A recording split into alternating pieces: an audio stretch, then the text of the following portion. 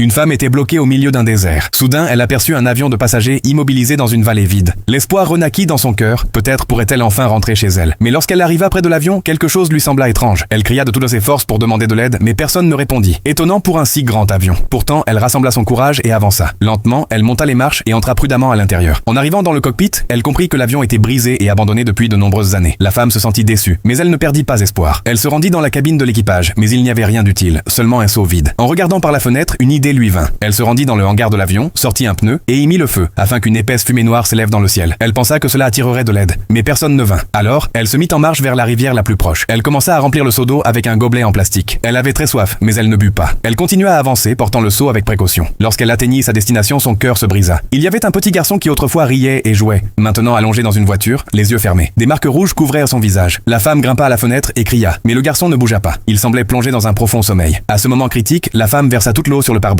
pour faire baisser la température à l'intérieur. Peu après, le petit doigt du garçon bougea. En voyant cela, des larmes de joie remplirent les yeux de la femme. Pour sauver l'enfant, elle tenta encore. Elle ramassa des branches sèches et fit un feu devant la voiture afin que la fumée se dirige vers la serrure et la déverrouille. Mais la voiture était intelligente. Au lieu de s'ouvrir, elle émit un avertissement et le ventilateur s'éteignit. La femme comprit son erreur et versa le reste de l'eau pour éteindre le feu.